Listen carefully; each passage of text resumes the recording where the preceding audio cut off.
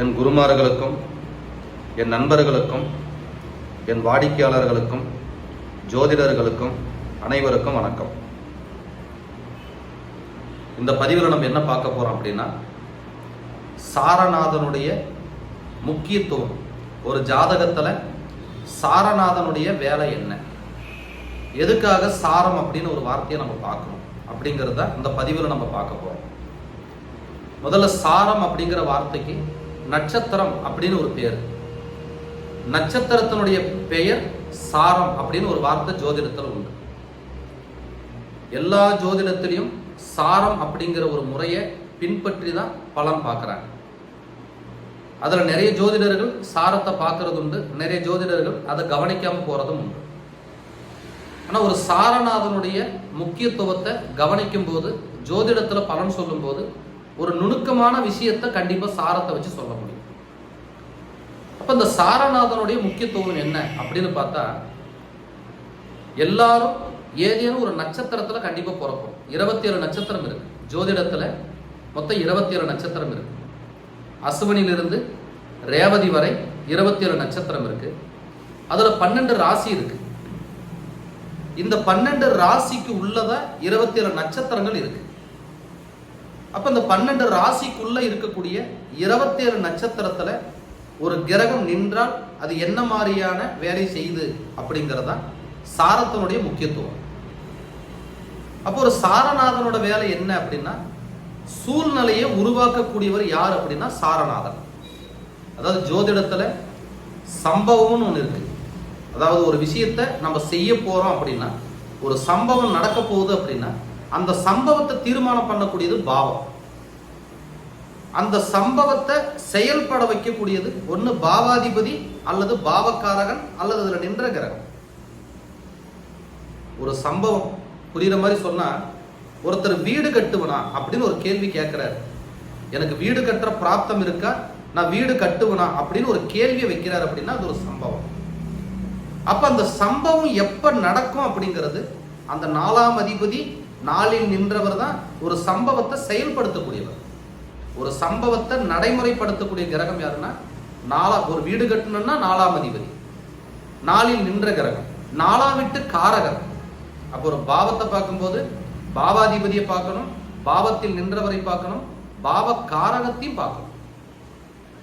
அப்போ ஒரு சம்பவம் நம்ம எடுத்துக்கிட்டோம்னா, அந்த சம்பவம்ங்கிறது ஒரு செயலை குறிக்கும். அந்த செயலை செய்ய வைக்கக்கூடியவங்க யாருன்னா அந்த வீட்டு அதிபதி, அந்த வீட்டில் நின்றவர், அந்த வீட்டை பார்த்த கிரகம், அந்த வீட்டின் காரக கிரகம்.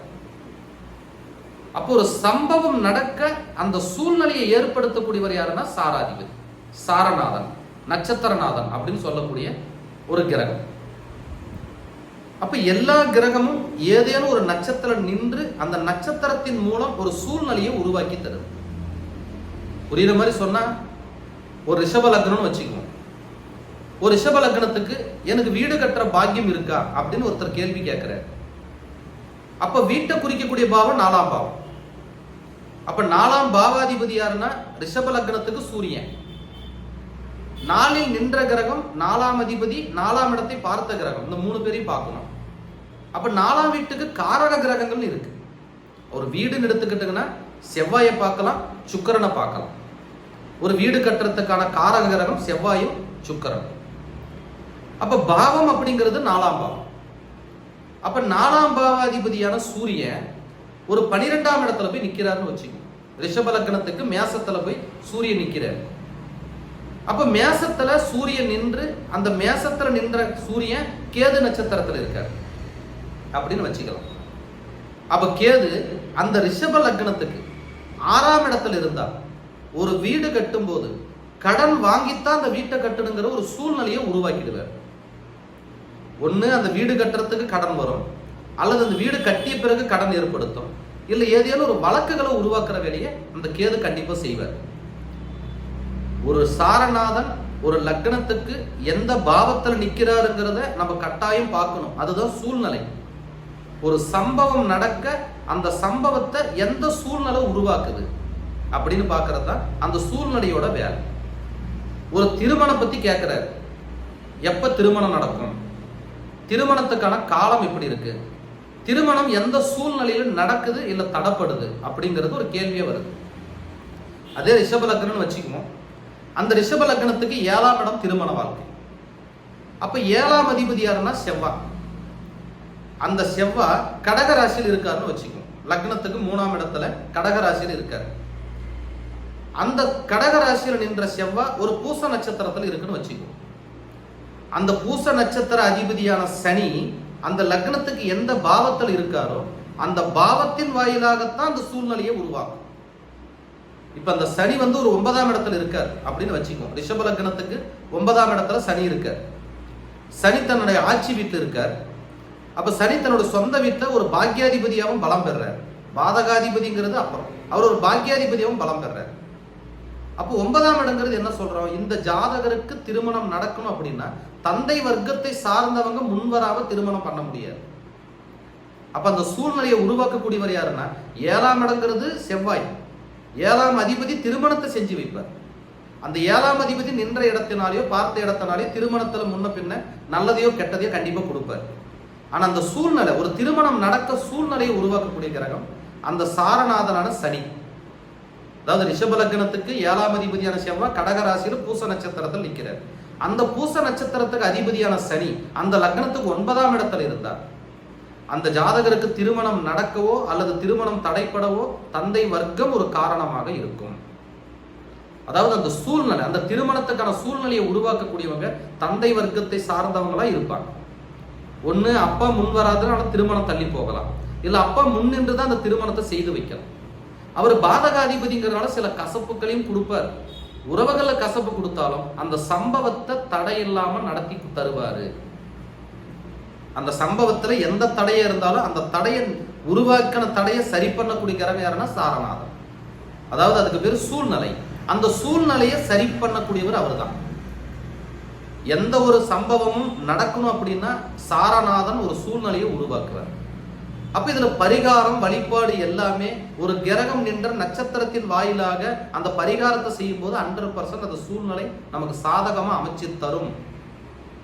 ஜோதிடத்துல பரிகாரத்துக்கு முழுக்க முழுக்க பயன்படுத்தக்கூடிய விஷயம் சாரநாதன். எந்த ஒரு சம்பவம் நடக்க ஏன் எனக்கு நடக்கல, இந்த சம்பவம் ஏன் தடைப்படுது, இல்ல இந்த சம்பவம் செய்யறதுக்கு பல தடைகள் வருது, அந்த தடையிலிருந்து நான் எப்படி விலகி வாழ முடியும், அந்த சம்பவத்தை எப்படி செய்யணும் அப்படின்னா சாரநாதனைத்தான் பார்க்கணும். அப்போ ஒரு சாரநாதனுக்கு ஒரு நட்சத்திரத்துக்கு ஒரு தெய்வம் இருக்கு. ஒவ்வொரு நட்சத்திரத்துக்கும் ஒரு தெய்வம் இருக்கு. ஒவ்வொரு நட்சத்திரத்துக்கும் ஒரு ஸ்தலம் இருக்கு, ஒரு கோயில் இருக்கு, ஒரு வழிபாடு இருக்கு. ஒவ்வொரு நட்சத்திரத்துக்கும் ஒரு விருட்சம் மரம் இருக்கு. அப்போ ஒவ்வொரு நட்சத்திரத்துக்கும் ஒரு நோயின்னு வந்த ஒரு மருந்து இருக்கு. ஒவ்வொரு நட்சத்திரத்துக்கும் ஒரு உறுப்பு இருக்கு. அப்படி நட்சத்திர மண்டலம் அப்படிங்கிறது ஒரு பெரிய வேலையை செய்யக்கூடியது. அப்ப அந்த நட்சத்திர மண்டலத்தினுடைய வேலை என்ன அப்படின்னா ஒரு சம்பவத்தை நடத்த சூழ்நிலையை உருவாக்கக்கூடியவர் யாருன்னா சாரநாதனே. உதாரணத்துக்கு ஒரு கும்பலக்கணம், 10ஆம் அதிபதி செவ்வாய் 10லே இருக்காருன்னு வச்சுக்குவோம். கும்பலக்கணத்துக்கு 10ஆம் அதிபதியான செவ்வாய் 10லே இருக்கார். திக்பலம் அப்படிங்கிற ஒரு வார்த்தையை நம்ம சொல்றோம். அந்த இடத்துல செவ்வாய் ஆட்சி பெற்றிருக்கிறாருன்னு சொல்றோம். அந்த இடத்துல 3 நட்சத்திரம் இருக்கு. விருச்சிக ராசியில 3 நட்சத்திரம் இருக்கு. விசாகம், அனுசம். அந்த நட்சத்திரத்துல கூடிய ஆதிக்கத்தை அது கண்டிப்பா கொடுக்கும். அப்ப விருச்சிக ராசியில 3 நட்சத்திரம் இருக்கு. விசாகம் இருக்கு, அனுசம் இருக்கு, கேட்டை இருக்கு. அப்ப அந்த செவ்வாய் விசாகத்துல நின்னா ஒரு பலன் கொடுக்கும். அந்த நட்சத்திர அதிபதி எங்க நிக்கிறாரோ பார்க்கணும். அனுசத்துல நின்னா ஒரு பலனை கொடுக்கும். அவர் எங்க நிக்கிறாருன்னு நம்ம பார்க்கணும். கேட்டை நட்சத்திரத்துல நின்னா ஒரு பலன் தரும். அந்த நட்சத்திர அதிபதி எங்க இருக்கிறாருன்னு நம்ம பார்க்கணும். அப்போ உதாரணத்துக்கு பார்த்தீங்கன்னா அவர் ஒரு கேட்ட நட்சத்திரத்தில் இருப்பாருன்னு வச்சுக்குவோம். ஒரு கும்ப லக்னத்துக்கு 10ஆம் இடத்துல செவ்வாய் இருக்காரு. செவ்வாய் கண்டிப்பா ஒரு தொழில் ஏற்படுத்தும். திக்பலம் பெற்றதுனால அந்த திக்பலமும் ஒரு பலனை கண்டிப்பா தரும். அப்ப அந்த செவ்வாய் கேட்ட நட்சத்திரத்தில் நிற்கிறாரு. அந்த நட்சத்திரத்தினுடைய காரகமும் செவ்வாயோட இணைஞ்சிருக்கும். அந்த நட்சத்திர அதிபதி புதன். ஒரு உதாரணத்துக்கு சொல்ல போனா ஒரு கும்ப லக்னத்துக்கு 7ஆம் இடத்துல இருக்காருன்னு வச்சுக்கோங்க, ஒரு சிம்மத்துல. அப்ப அவர் செய்யக்கூடிய தொழில மனைவியுடைய தலையீடு கண்டிப்பா இருக்கும். அல்லது இவரோட தொழிலை உருவாக்கவோ அல்லது தொழிலை வளர்ச்சி அடையவோ அல்லது தொழிலை கெடுக்கவோ தன் மனைவியினுடைய தலையீடு கட்டாயம் இருக்கும். அது கெடுக்குமா உருவாக்குமாங்கிறத நம்ம தசாபுத்திகளும் கோச்சாரத்தையும் வைக்கும் போதுதான் கண்டிப்பா அது தெரியும். ஆனா அந்த சூழ்நிலையை உருவாக்கக்கூடிய கிரகம் யாருன்னா சாரநாதன். அப்ப அந்த கும்ப லக்னத்துக்கு 10ஆம் இடத்துல நின்ற செவ்வாய் கேட்ட நட்சத்திரத்தை நிற்கிறாரு. அந்த நட்சத்திர அதிபதியான புதன் அந்த கும்ப லக்னத்துக்கு 7ஆம் இடத்துல இருக்காரு. அப்ப கூட்டு தொழில் செய்யலாமான்னு கேட்கும்போது கண்டிப்பா சப்போர்ட் பண்ணும். ஒரு கூட்டு தொழில வியாபாரமா செய்யலாமான்னும் போது கண்டிப்பா சப்போர்ட் பண்ணும். தன் மனைவி பேர்ல அந்த தொழில் செஞ்சு அந்த தொழிலை தன் மனைவி கிட்ட ஒப்படைக்கலாம்னா 100% சப்போர்ட் பண்ணும். அப்ப மற்ற கிரகங்களையும் நம்ம பார்க்கணும். அப்போ ஒருவேளை அதுக்கு தொழில தடை ஏற்படுது அப்படின்னா கேட்ட நட்சத்திரத்துக்கு அதிபதியான கிரகங்களுக்கான அதிபதியான அந்த தெய்வ வழிபாடு நம்ம செய்யும். இப்ப கேட்ட நட்சத்திரத்துக்கு அதிபதி அப்படின்னா ஸ்ரீனிவாச பெருமாள், வெங்கடாஜலபதி, ஸ்ரீராமர். அப்ப இந்த மாதிரியான வழிபாடுகளை சிம்ம ராசியில புதன் இருக்கும்போது ஒரு தெய்வமாக அது மாறும். அப்ப அந்த தெய்வத்தை வழிபடும் போது அந்த தொழில் இருக்கக்கூடிய சரியில்லாத சூழ்நிலையா இருந்தாலும் அல்லது சூழ்நிலை நல்லா இருக்குது இருந்து என்னால வளர்ச்சி அடைய முடியல அப்படின்னாலும் அதை உருவாக்கக்கூடிய வேலையை அந்த நட்சத்திர அதிபதியும் நட்சத்திரத்தினுடைய தெய்வமும் நட்சத்திரத்தினுடைய ஸ்தலமும் நட்சத்திரத்தினுடைய விருட்சமும் இப்படி நிறைய இருக்கு. அப்போ ஒரு ஜாதகத்துல சாரநாதனுடைய முக்கியத்துவம் என்ன அப்படின்னு பார்த்தா ஒரு சூழ்நிலையை உருவாக்குவதே சாரநாதனுடைய முக்கியத்துவம்.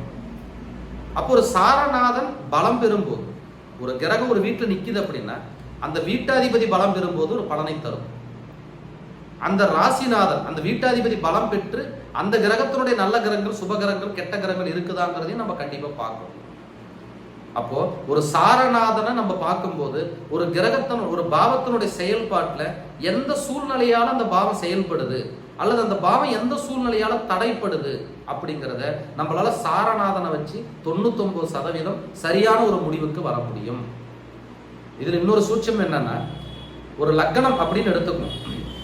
12 லக்னம் எந்த லக்னமா இருந்தாலும் சரி. அப்போ ஒரு லக்னம் நின்ற நட்சத்திரம்னு ஒன்று இருக்கு. லக்னம் அப்படிங்கிறது எல்லா மனிதர்களுடைய உயிர் மையம்னு அதுக்கு பேரு. அப்போ ஒரு லக்னம் நின்ற நட்சத்திர அதிபதி அந்த லக்னத்துக்கு எந்த பாவத்தில் இருக்காரோ தன் வாழ்நாள் நேரத்தை அந்த பாவத்துக்காக செலவிடாம ஒரு மனிதனோட காலம் கடந்து போனது இல்லை. புரியுற மாதிரி சொன்னா ஒரு மகர லக்னம் அப்படின்னு வச்சுக்கோ. அப்ப மகர லக்னத்துக்கு 3 நட்சத்திரம் இருக்கு. உத்திராடம், திருவோணம், அதே இடத்துல அவிட்டம். அப்படி 3 நட்சத்திரம் இருக்கு. உத்திராடம், திருவோணம், அவிட்டம் 3 நட்சத்திரம் மகர ராசியில வரும். அப்போ ஒரு மகர லக்னம் அந்த லக்னம் நின்ற நட்சத்திரம் உத்திராட நட்சத்திரம்னு வச்சுக்குவோம். அந்த உத்திராட நட்சத்திரத்துக்கு அதிபதியான சூரியன் மகர லக்னத்துக்கு 10ஆம் இடத்துல நின்றுட்டா அவரோட வாழ்நாள் முழுக்க தன்னோட நேரத்தை குடும்பம் காசு பணம் எதை பார்க்கிறாரு இல்லையோ தன் தொழிலுக்காக தன் காலத்தை செலவு செய்வார். அதே உத்திராட நட்சத்திரத்துல ஒரு மகர லக்னத்துல பிறந்தவர் இருக்கார். அந்த மகர லக்னத்துக்கு உத்திராட நட்சத்திரத்துக்கு அதிபதியான சூரியன் 6ஆம் இடத்துக்கு போயிட்டாருன்னா ஒரு மகர ராசியில ஒரு மகர லக்னத்துல ஆணி மாசத்துல ஒரு பிள்ளை பிறக்குதுன்னா அந்த ஜாதகர் தன் வாழ்நாள் முழுக்க ஒண்ணு கடன் நோய் வழக்குக்காக வாழ்ந்துட்டு போறார்.